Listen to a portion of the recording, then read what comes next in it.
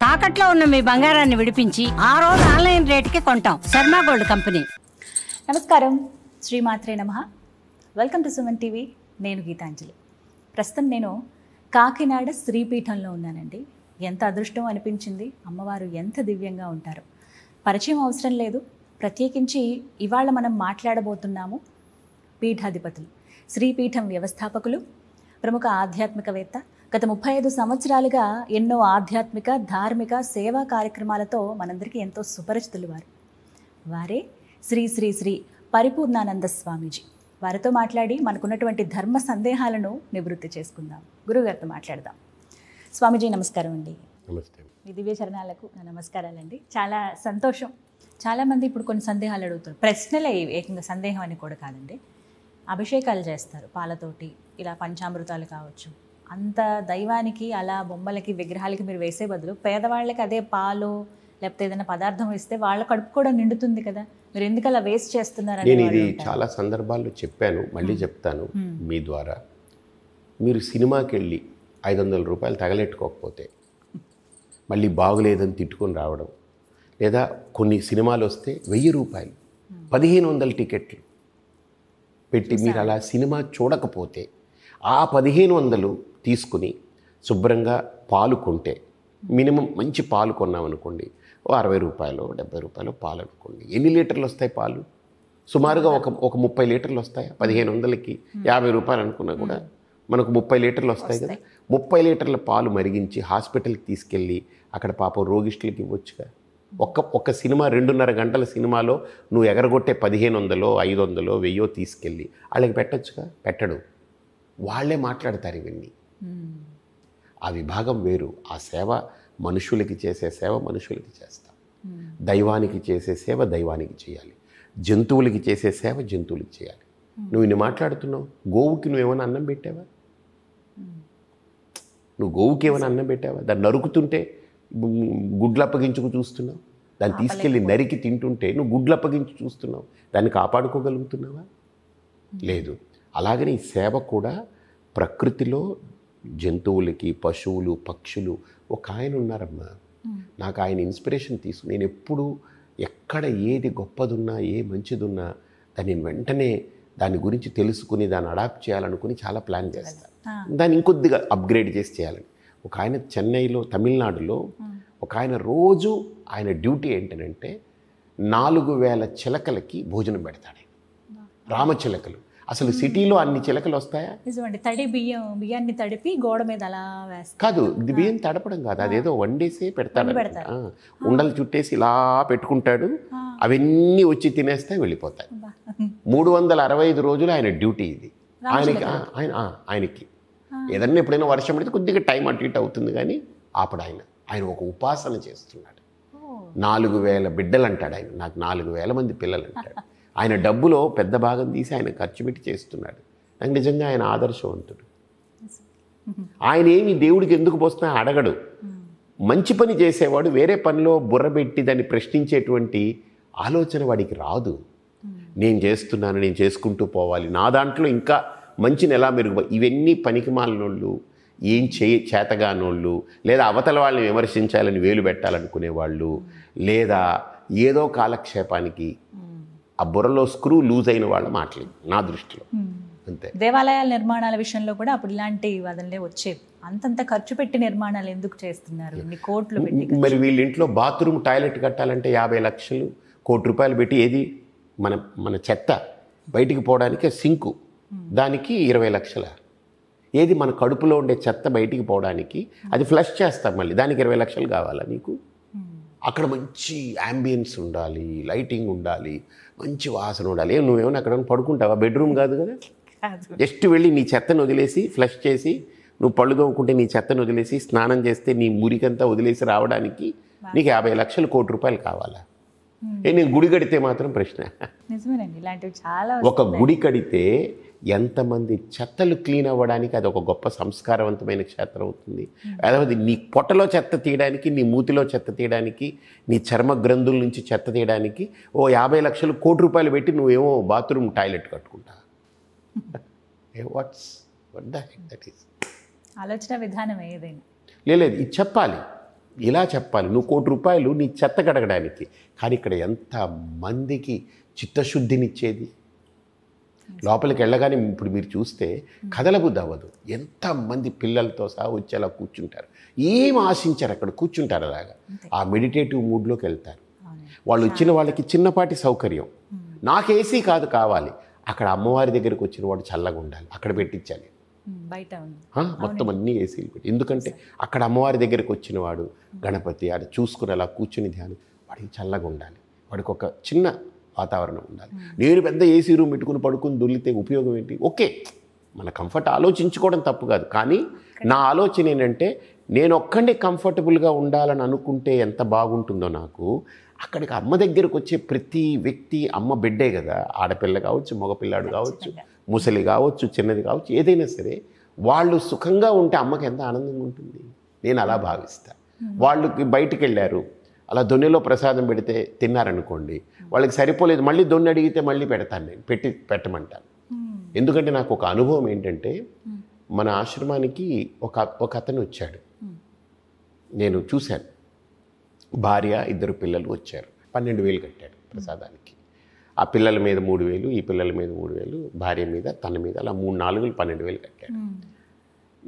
ఆయన నుండి ఎందుకు ఏంటనంటే, ఈ అబ్బాయికి తల్లి తండ్రి లేరటండి, కాకినాడలో ఎక్కడో చదువుకునేవాడు, ఎక్కడో ఉండేవాడు, కానీ వాడికి భోజనం చేయాలన్నా డబ్బులు ఉండేవి కాదట. శ్రీపీఠానికి వస్తే ఉదయం పూట ఆ దొన్నెల్లో ప్రసాదం తీసుకుని పొంగలి, పులిహార ఏదో ఒకటి పెడతాం కదా, అది 3 అయితే 3, 4 అయితే 4 తినేసేవాడట. ఇక మధ్యాహ్నానికి సరిపడే తినేసేవాడట.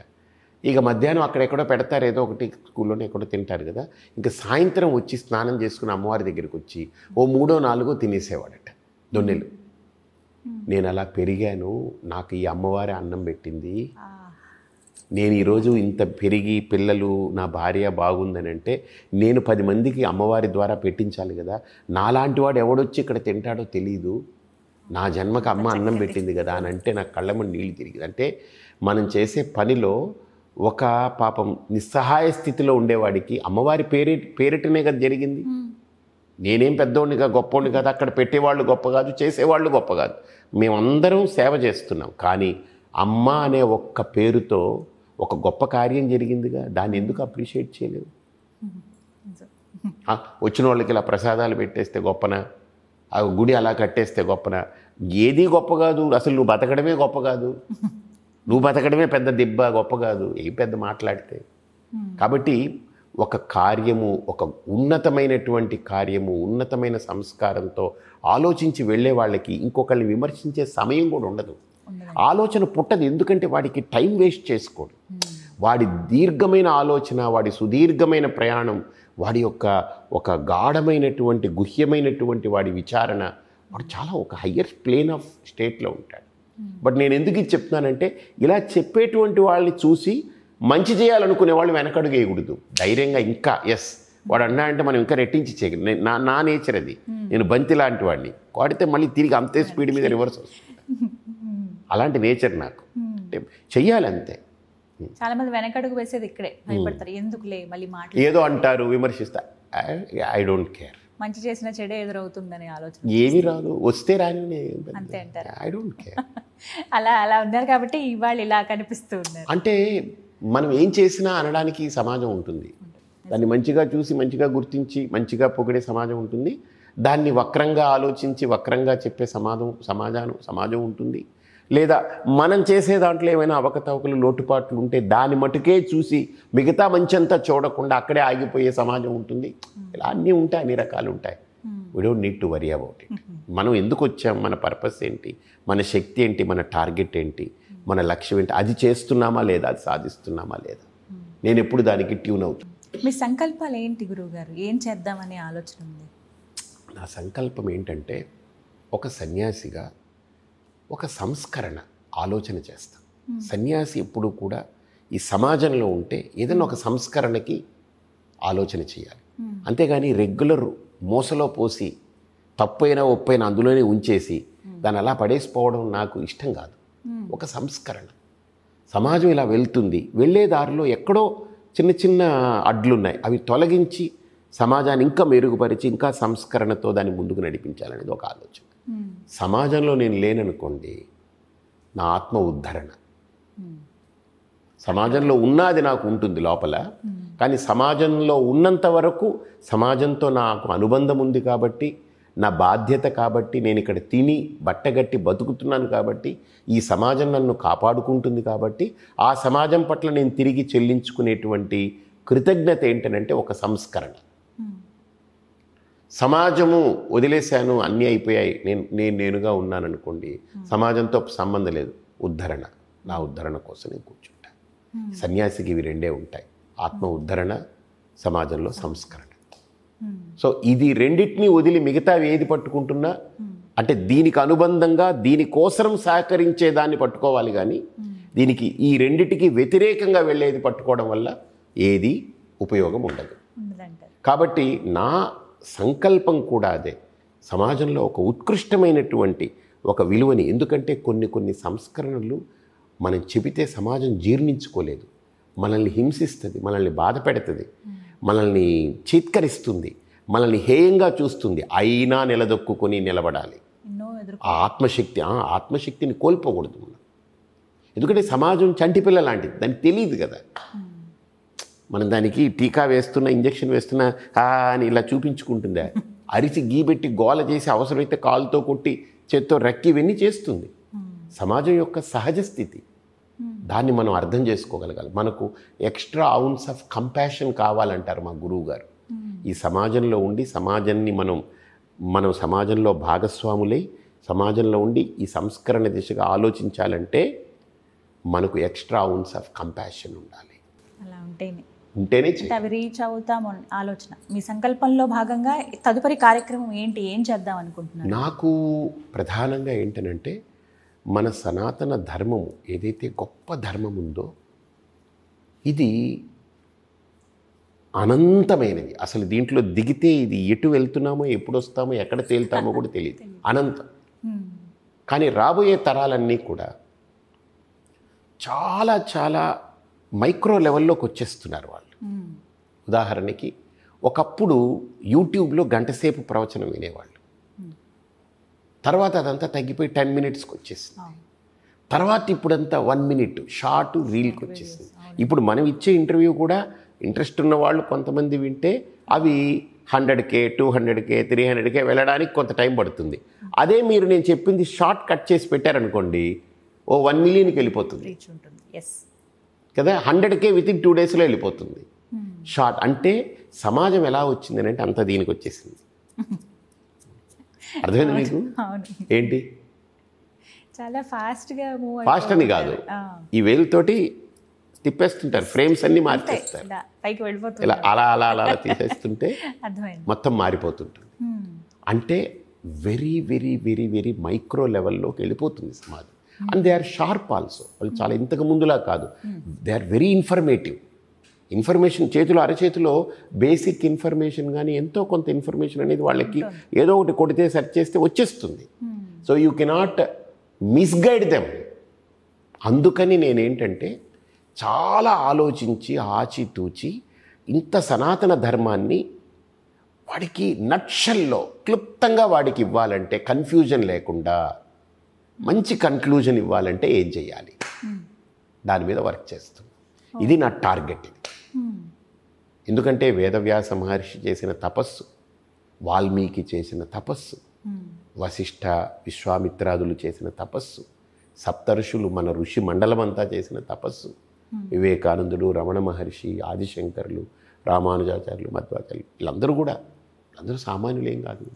ఇంతమంది గొప్ప గొప్ప వాళ్ళు, సన్యాసులు, మేధావులు, కాళిదాసులు లాంటి వాళ్ళు, వీళ్ళందరూ చేసిన తపస్సు, వాళ్ళు అందించినటువంటి గొప్ప వాంగ్మయము, ఇది వృధా కాకూడదు.